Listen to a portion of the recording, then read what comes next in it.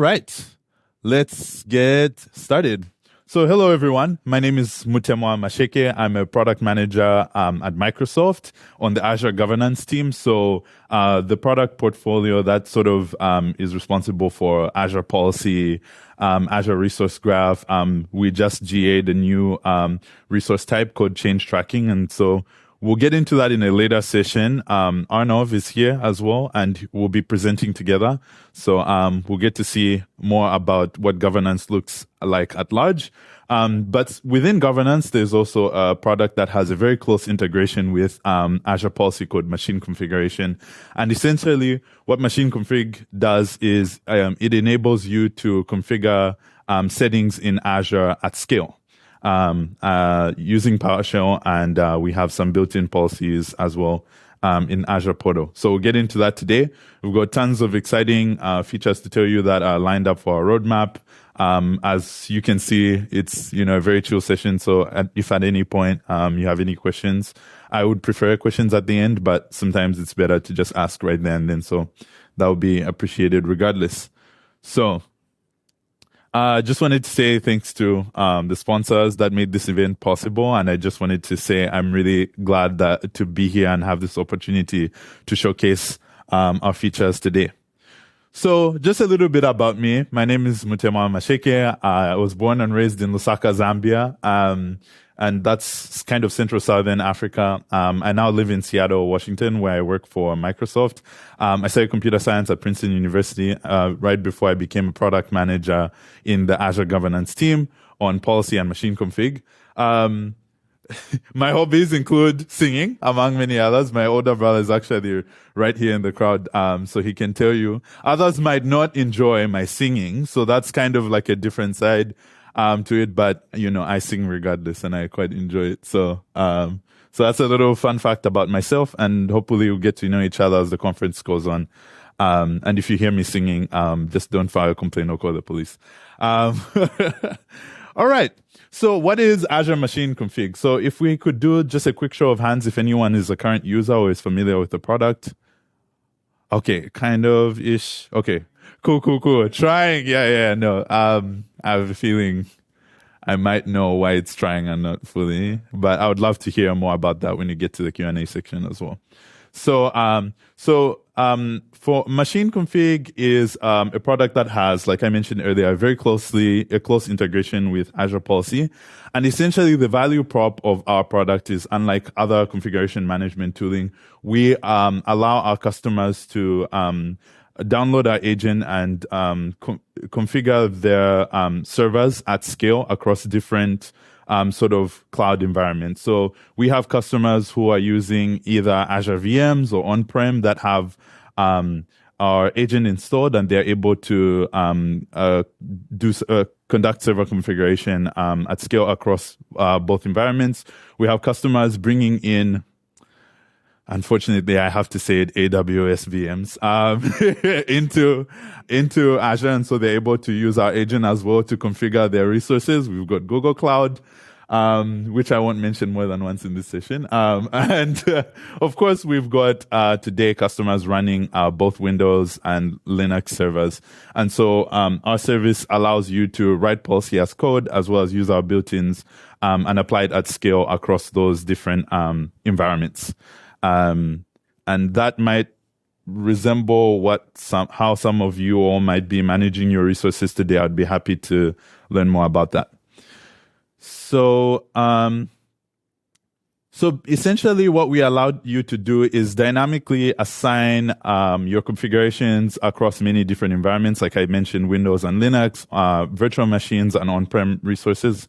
It allows for continuous auditing and resource of configuration settings at scale. And so essentially we have an agent that conducts a system-wide scan once every 5 to 15 minutes and regularly sends updates to the cloud about compliance information on your machine. So if you want to check, for example, your system, your cloud admin, and you want to see if a certain file is configured on your machine, then you would be able to receive updates every 5 minutes if that file is present. Whether it's on Linux and Windows, it all bubbles up into the same experience. So that's something that's really exciting that we enable. We have built-in content that is based off of common regulatory compliance standards. So, for example, NIST, CIS, and FedRAMP, for example, and we have built-in content that allows you to configure your servers following an Azure Windows baseline that we have available, or an Azure Linux baseline that allows for you to ensure that from an organizational perspective, you're hardening your servers according to best practices and industry standards. You can also bring in your own best practices or regulatory compliance standards using our open source tooling. So we have a PowerShell module called the guest configuration PowerShell module, and essentially it allows you to create packages that contain your MOF files that are generated through DSC, and we'll get to see that light up in the experience. When we talked about errors earlier, that was what I was trying to do before. So, we'll see. And so, yes, so essentially our custom tooling allows you to bring in your own server hardening requirements into our environment and have that applied across on-prem, in Azure, Windows, and Linux. And so that's something that's really exciting for our feature set, and we'll get to answer more questions and see what that looks like in action. Awesome. So the problem statement is simple that we try to provide is it really should be simple in Azure to configure settings inside machines. And so, as I mentioned earlier, our features include support for Linux and Windows. We have advanced reporting. And so basically what advanced reporting means is that when we publish reports on our guest config policies, essentially we don't just say we don't give an amorphous statement about whether or not your computer is compliant across your regulatory compliance standards, but we actually go setting by setting and tell you which time zone is, what the time zone is for your specific resource. And if it's compliant, we have settings that allow to check for local admin user accounts as well. And that is per server. So it's super granular reporting that we enable. And the great thing is this functions at scale and is deployed within the first 15 minutes of the policy being created. And thereafter, reporting is once every 5 minutes. So we also have built-in policy content available. We have support for Azure native VMs and Arc-enabled servers, as we mentioned earlier. We allow for multiple configuration support for machines. So it means that you can bring in multiple different kinds of policies and assign them differently across your machines. And then we also have support for custom configuration support. And the experiences that we are in available, you can use machine config in Azure Portal. You can use it in the command line. You can use it through PowerShell. You can use it through ARM Bicep, if any of us are familiar with Bicep. You can use it through Terraform. And so there's many ways in which you can access the functionality of machine config. So we'll basically go through the workflow of how one basically conducts a compliance scan, sort of from a high level perspective. And then later on, we'll have a demo where we'll configure just this very simple policy to check for the time zone on the machine and see if that information is able to bubble up through our experience. And so basically, the experiences you can start from in Azure Portal through the machine config experience itself, through Microsoft Defender for Cloud or Azure Policy. And essentially, we conduct a GET call to audit the compliance of the resource and retrieve the config package. And then after we ask, is the resource compliant? And so basically, based on if it's a custom policy, based on your declared state that's written in DSC, we check the settings that you've prescribed and the desired values of it. And we go each setting by setting, and ask if the entire resource is compliant based on that policy. And if so, then we publish the result and the reasons for compliance, and then you're good to go. And we report this through the Azure Resource Manager APIs and the Azure Resource Graph. For those of us who are familiar, Azure Resource Graph is basically an engine that allows you to use a Kusto query to retrieve the compliance data for resources. You can query across different kinds of resources, and that's also available in Azure Governance. So sort of a, shameless plug for Azure Resource Graph. Then there you have it. But what do we do if a resource is not compliant? So, $1 million question. Is it a set assignment? And so basically by is it a set assignment? What that means is, do you have remediation enabled for that specific policy assignment? And so remediation is essentially this feature that we allow for auto-correcting essentially non-compliance. So let's say for the time zone resource that we want to configure later on when I do the demo, we notice that the time zone is wrong. And if you're managing, let's say, 1 or 2 virtual machines, you might be able to log into the computer and fix that yourself. But what if you're a cloud admin who's managing 1,000 virtual machines? Would you spend an entire afternoon that you could spend watching Inside Out 2? Basically logging into each and every single virtual machine and changing the time zone? I don't think that would be a good use of time. 1, because Inside Out is an amazing movie. And 2, because just doing so would be very tedious. And so essentially what we enable is automatic remediation. And so if you have that enabled, if you don't have that enabled, then we just report the compliance as an audit. And there are certain scenarios where that's fitting and that's enough. If you're not super stringent on what your settings should be, that should be sufficient. But if remediation is enabled, then we basically execute the steps for remediation specified in the configuration package. And so when you create your desired state configuration, essentially, you have certain desired states specified. And so we'll correct the machine for you, to be able to do that. And this happens across thousands of virtual machines. We've got some customers that have about 50,000 servers, under just one subscription dependent on our service. And so we've been able to see this at scale, and it's really cool to kind of see these experiences lighted up. And then thereafter, we conduct a get call and check if the resource is compliant. And if so, then you're all set. And so that's basically the entire workflow, super simplified, and it's a very colorful graphic. So I kind of like looking at it. Yeah, exactly. And if you want, you can take a picture and print it out and put it in your bedroom and just wake up every morning to such a beautiful user experience. I mean, it's quite astounding. But so for remediation, let's dive deep into what the different ways in which you could basically audit or configure your settings using machine config. So for one, we have a simple audit for scenarios where you're not picky, you just want to know what the state of the resource is, and you don't necessarily want to configure it. You could just report the state of the machine, and that's simple. Apply and monitor basically allows you to apply and track the changes across different properties for those specific settings. And so now we also have, as I mentioned before, in our governance portfolio that we'll go on over later today, where you can actually track changes on a settings by settings level between 2 different resources. And then we have apply and autocorrect. And essentially, this is what I was referring to when I mentioned remediation, where these settings are autocorrected for you. And as an official Microsoft employee, I can confirm that all these different options save you enough time to watch Inside Out 2, as I mentioned earlier. So I really love that movie, by the way.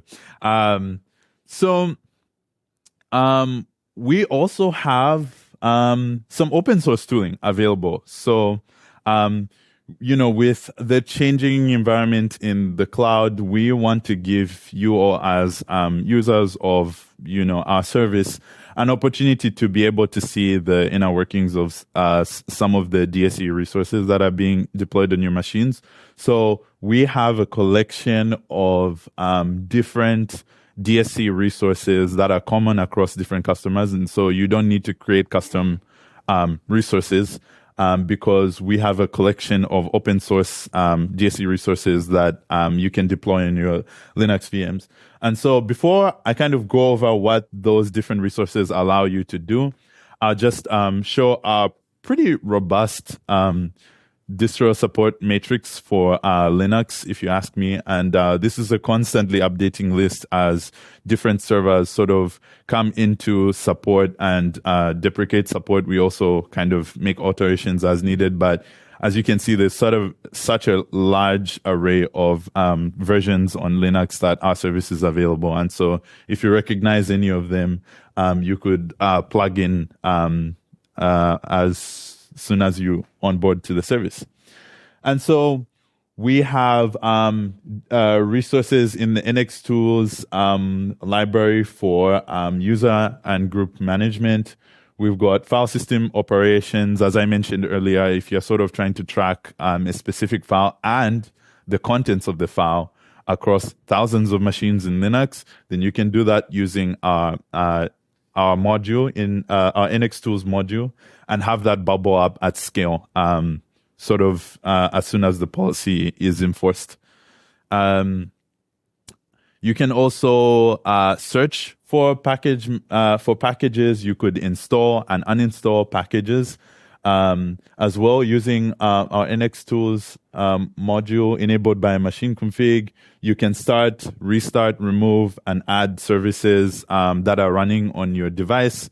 And you can zip and unzip files and compress and extract archives as needed. And so this is automated for you at scale by Machine Config. And so you don't, once these policies are enabled on your Linux systems, you don't necessarily need to do much from there. And that's the beauty of the service.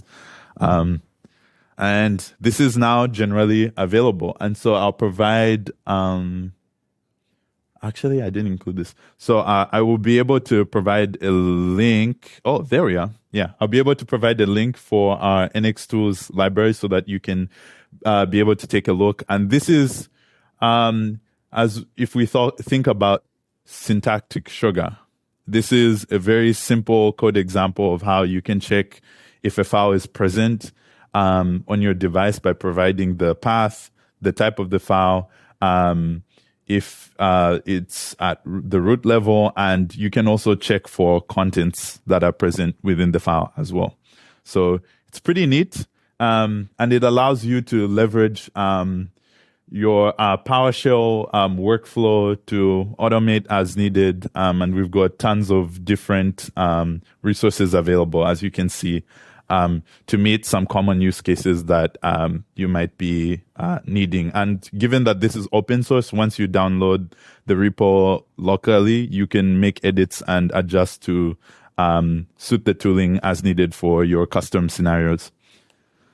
So now we'll go into our open source tooling and basically talk about how our guest configuration module works.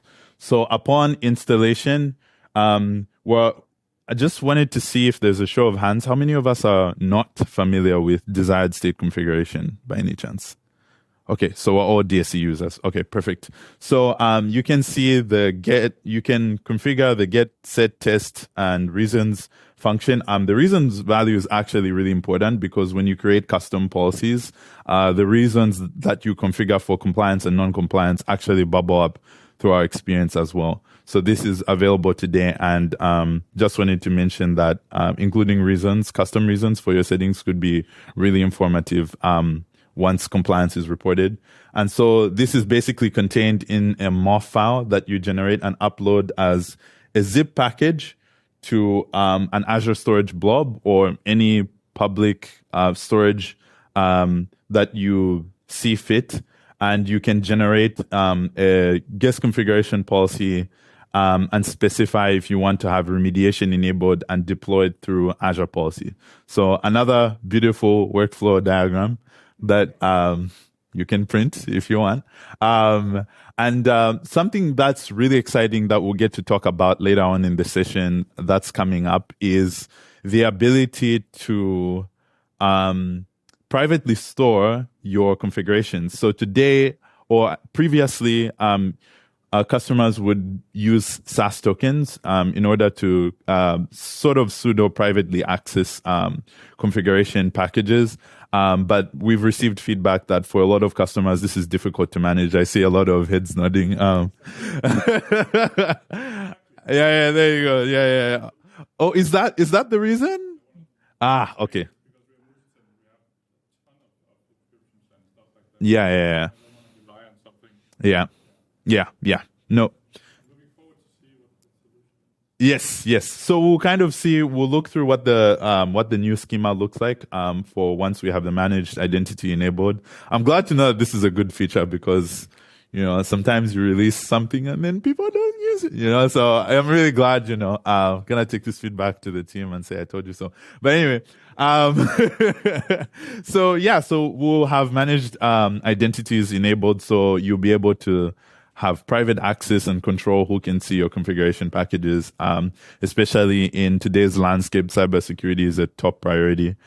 Some people joke at the company that there's two kinds of companies: the companies that know they're being hacked and companies that don't know they're being hacked.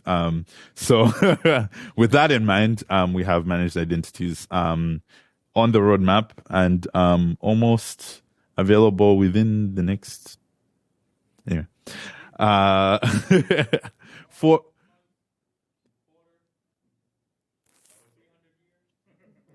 in the next 300 years. Hopefully you wouldn't be hacked within that time period. So another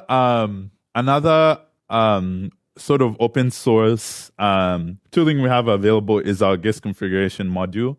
And so you can basically generate zip packages using our tooling. You can locally test and see if your moth file that you created with your configuration works on the device that you're using to author the resource before deployment. And you can sort of work this into, again, your PowerShell workflow and dynamically create and deploy machine config policy definitions.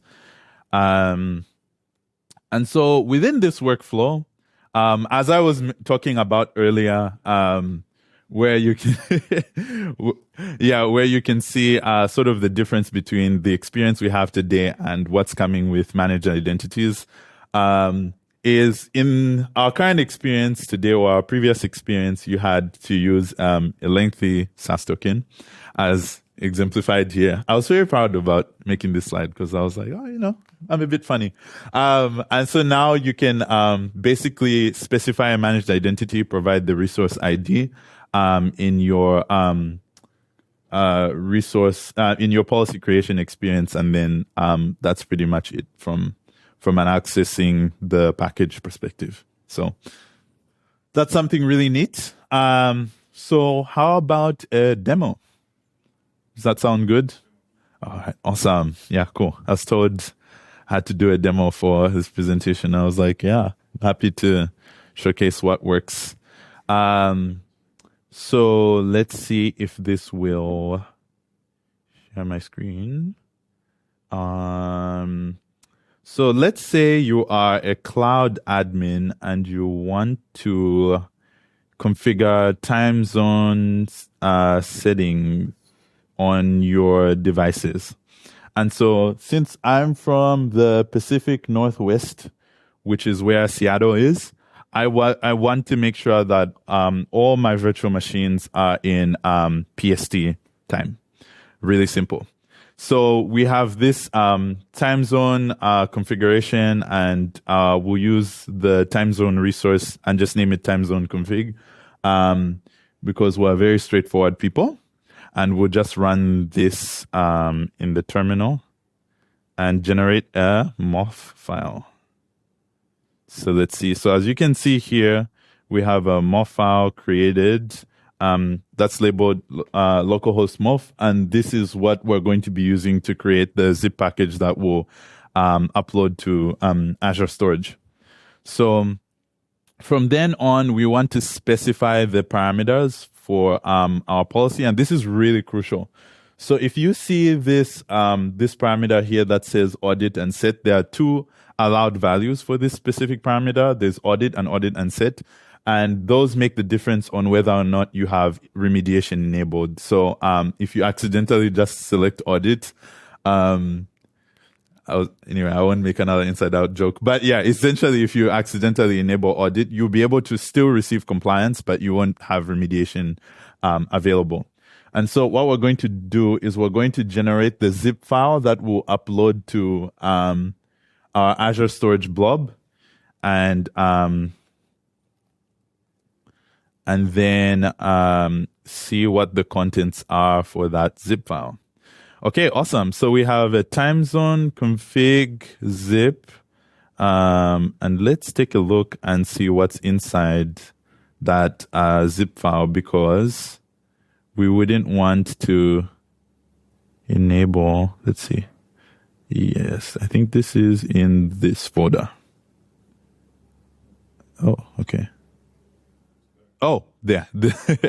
Okay, so let's take a look and see what's inside this zip file. So as you can see, within the zip file, we have the MOF file that we created, and we have the modules that the DSC module that contains the time zone resource. And so once this is made, this is uploaded to a storage blob. Essentially, what Azure Policy does is it downloads this zip file on each of the machines, and then you already have those DSC resources installed at whenever the policy is deployed, together with the MOF file. And the cool thing is we guarantee that it never uses more than 5% of your CPU. So if you're someone who, during the day is managing policies and has our engine deployed, but at night you mine Bitcoin, then essentially you have nothing to worry about. So and I won't tell your company if you do. So we'll continue from there. So now we have our zip file, and we want to basically see if our zip file works. So since I'm in Antwerp for the PowerShell conference, and you can see down there that my time zone is in Pacific time. So we would expect that at the runtime of this policy, it would be non-compliant. So let's try and see if that works. So we'll locally test this and just see. So the first code we'll run is just to get the time zone value, and see basically what the time zone of my device is, and it should say something like Central Europe time. Is that CEST? Okay, perfect. I forgot summer. I'll forget summer. That's rule number 1. Awesome. So the compliance status is false because the time zone is not in Pacific time as the configuration package specified. So we'll run this next line and run test and see. So essentially what this is going to do is it's automatically going to fix the time zone for us. Oh, did it? Did it work? Awesome. So no error handling sessions needed. It should be working. Yeah. Was that a blocker for you when you said what part of the reasons you weren't using the services? No, it was early. Okay. So this. So many issues with modules and everything. Okay. It was task-based and the documentation was bad. Okay. Documentation fair. That's actually my responsibility. So I'm be happy to talk about that. But I'm glad that this is not something that's not working. Perfect. There we go. Yeah. Do you want to write me a recommendation for like a promotion to like my manager? Perhaps I think we can do that. There's so much going on in Europe. I'm so happy to be here. This is actually my first time in Belgium, and I have family in the area, but will I see them? TBD.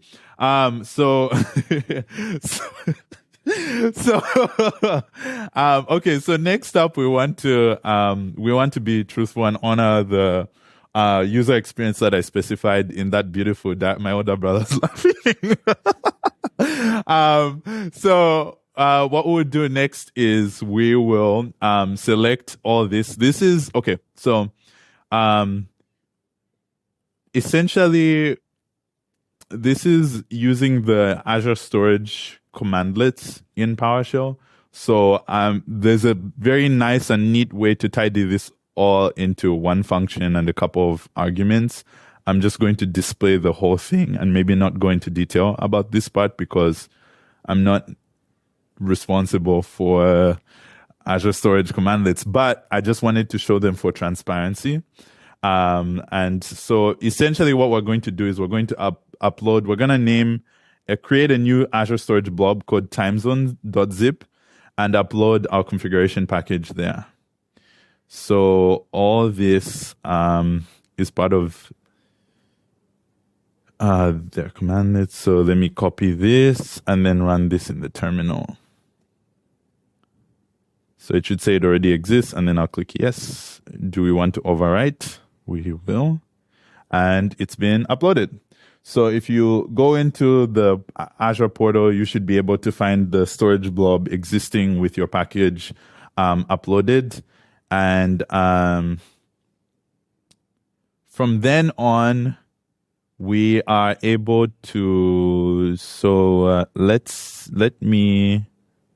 I have this path already created. What I'm going to do is I'm just going to delete this just so that I can have a new. Are you sure you want to delete? Yes, move to recycle bin. So now we're going to generate the policy. That's going to essentially use the package we created to run scans on the computer. It says cannot process argument haven't run the GUID. Yeah. Cool. So far, it's still my fault. Cool. All right, awesome. Let's see. Yeah, for this demo, I'm doing a lot of things that I wouldn't be allowed to do on a normal basis because essentially there's so much trust here. Like I have like a storage account key just like existing over there. Like you can, yeah. No, exactly. If only I had a managed identity. Do you want to just scroll to the, okay. No, not getting me there. Just a free story. That's so funny. All right.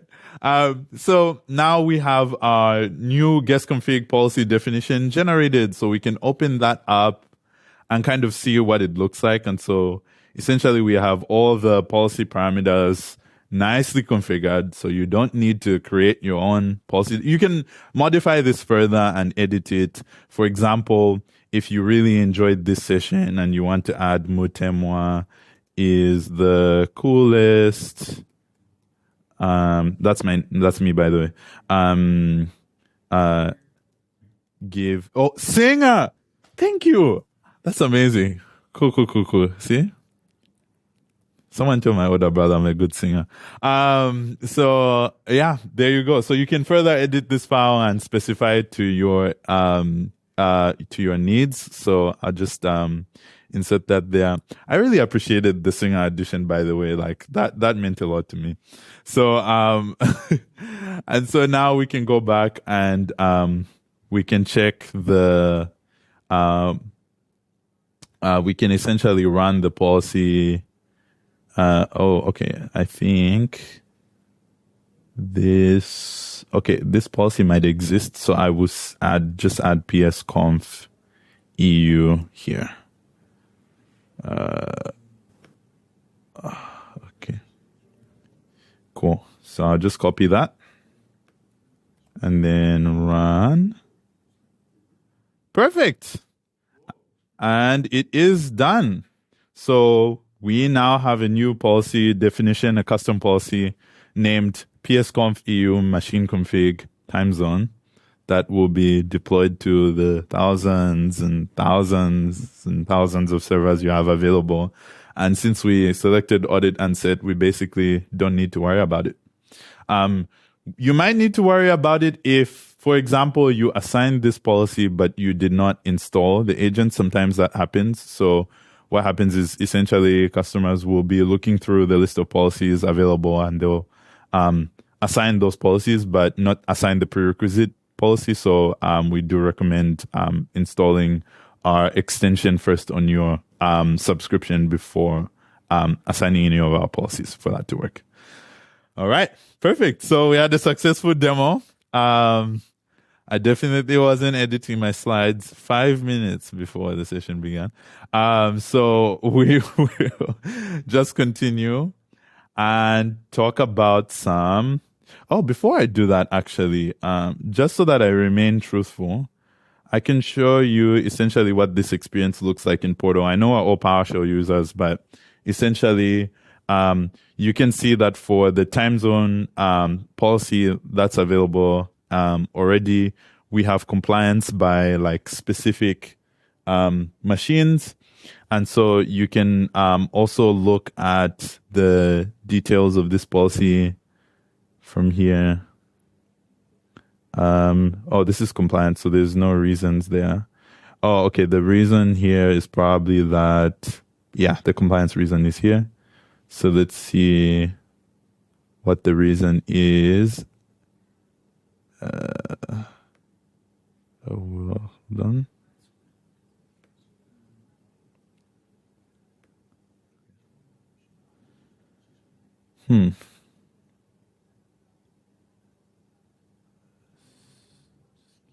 Okay, so the reason it says not found, and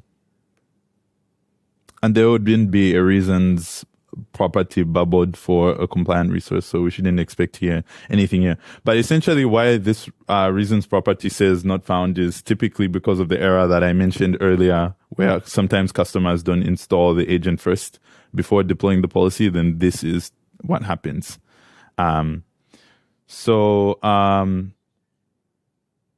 Or if the machine is off, for example, those kinds of things, then typically that's where you get a not found error. So the compliance reason is there.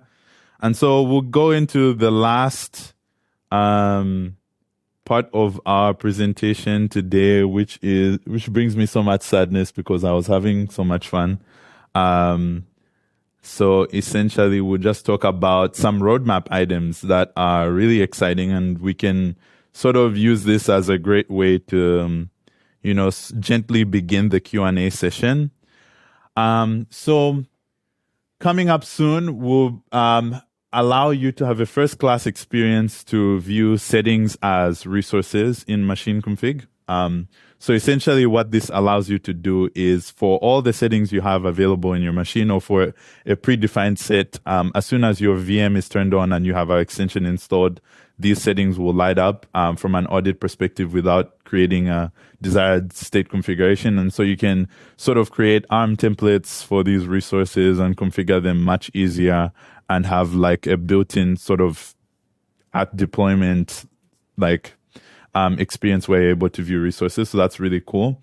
We also will be supporting group policy scenarios in Machine Config. I see a lot of thumbs up because we recognize a lot of customers are using our service on their Arc-enabled machines, and sort of thinking about how do we migrate this into a more cloud-native approach that still honors the ways in which we implement this. We'll have a group policy experience for that. Managed identity support, as I mentioned earlier. We have an expanded distro support as well. This is just something we do continuously as, different sort of Linux versions get published. You'll be able to audit and configure TLS 1.3 on your machines. We'll be enabling support for virtual machine skill sets soon enough. And in case you manage to survive a presentation without anyone mentioning AI, we will be creating a copilot for Machine Config that enables AI to help you configure your servers at scale. Yay! Awesome. And if you want to keep in touch, actually more on AI, we're doing a survey. It serves also as a contact form in case you would like to keep in touch with us. Basically, we want to learn more about how you're configuring your servers today. We gather more information, and essentially as we begin to test the Copilot, we'll be reaching out to you for more info on that. So if you want to sign up, and then there's my email right there at the bottom as well, and our Twitter. If you would like to, sort of keep in touch. And I think now would be a good time for questions and answers. Thank you.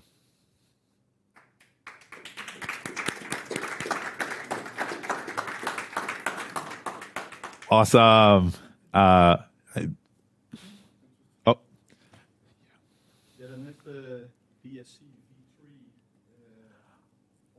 On the road. You got me. Okay. Dang, how did I miss that? That's so crazy. Is this recorded? Because if my manager sees, anyway, so on the roadmap, thank you for calling that out. Can I get your name? Sorry? Oh, Martin? Okay, nice to meet you. I'll give it a couple of tries on the actual pronunciation, but yes, you just pointed out that we'll also be supporting DSC v3 in Machine Config as well. So yeah, good call out there. Cool. DSC, I was struggling a bit with what DSC configuration was ported because it was only class-based. I get that, but you didn't get any error or anything. You had to figure out when you applied it in the past. Has that been solved, or is it easier to understand what resources will actually work? All resources. Oh, not only class-based, all resources. All resources will work. Okay, because in the past it was only class-based. Yeah, for GSC version 3, but I think they revised that because all the resources are available as the old-fashioned ones. For this as well?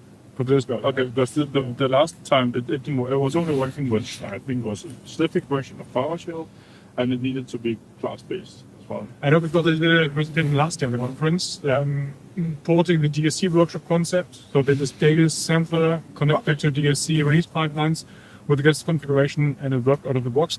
What did not work, and which scared many customers, is that we are not able to store credentials in one file. Oh yes, because of private access.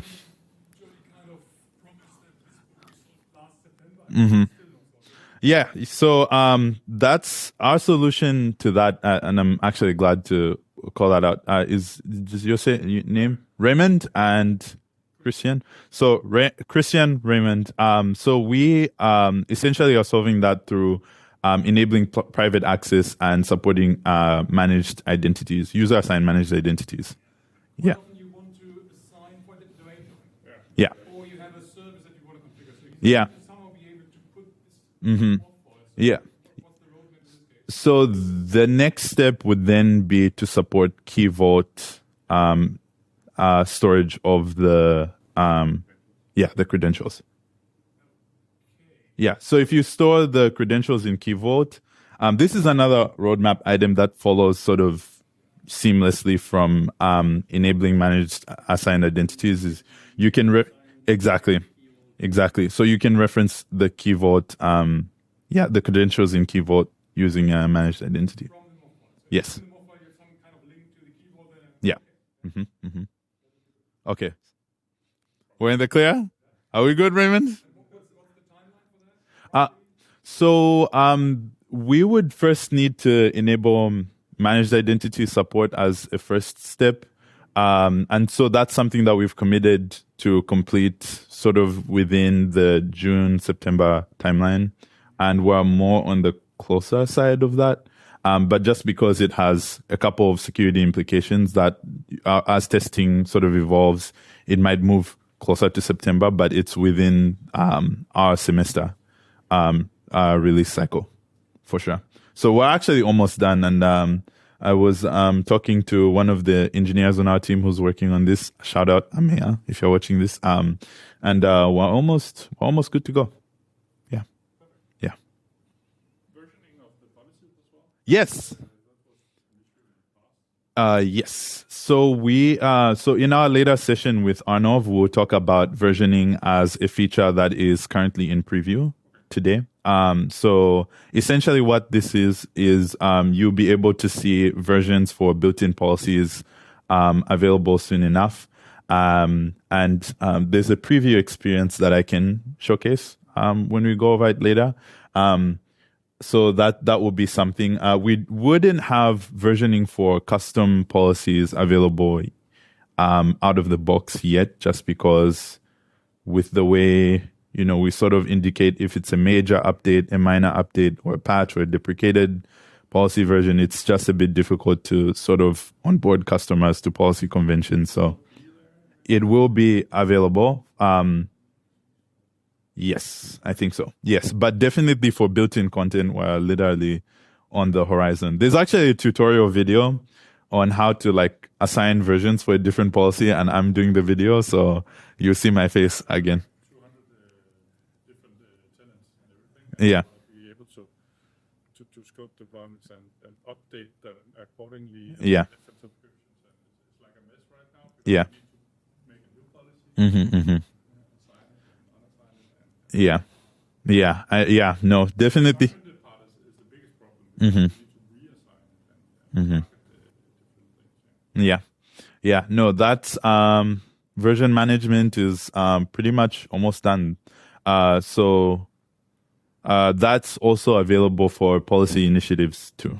So both for individual policies and initiatives, you would be able to see the different versions available there.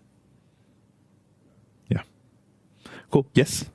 Is this usable for deployment, or is it more targeted at light configuration? The reason that I'm asking that is, let's say we have a scenario that we want to deploy an ABD server, in fact, or an RDS server that has many applications on it. You have a cap of 5% CPU usage. It take a long time, I think, or is that not a problem? So we haven't really run into many issues. We have customers who are using so our baseline, for example, has over, I think, maybe almost 500 settings configured. That's like settings, right? Yeah. Installations, let's say I'm using PC to install 20, 30, 50 software packages or something. Yeah. Would that be capped by the 5% maximum usage of CPU or not? Yeah, that's actually a very good question. So I think I can check in with the engineering team on specifically where we hit the limit. But I think I don't want to say anything dishonest, but we haven't really run into too many issues regarding CPU usage for installations. But perhaps maybe there could be a specific scenario we can talk about in more detail at the end of the session, perhaps. Yeah.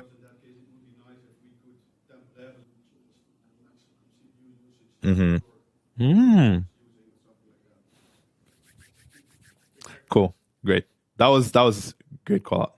Sounds good. But I'll be sure to ping someone on my team so that I can get back to you on what our estimate is on when we hit the CPU limit for installations. Yeah. And then I think there was a hand. Yeah. Oh yes. So today, essentially, how you would be able to see, how you would be able to create a policy on a specific setting, like a time zone, is you would have to create a policy that checks for that resource. So settings in and of themselves are not represented as individual resources in ARM. So, for example, your time zone is not an object that is immediately identifiable by our APIs. And so by providing a first class experience, essentially what we're enabling our agent to do is light up these settings as resources, and so that you can consistently configure them using ARM templates, as well as so many different other ways that we manage policies overall. So that's just to create a much more seamless and cohesive experience, and also to sort of unify the representation of settings across Windows and Linux in a way that's kind of standardized and easily configurable. So that's kind of the approach we're taking there. There's a million reasons, but those are the key scenarios we're targeting for that. Yeah. Mm-hmm. Awesome. Well, we're out of time, so thank you so much, everyone. There was so much great energy. This is my first time in Belgium, and the weather is nice. The people are great. That's such great feedback. So I really appreciate that, Martin. If we see each other anytime outside the session, feel free to pull me aside and tell me the things you love and maybe hope for in the future for machine config. So thank you.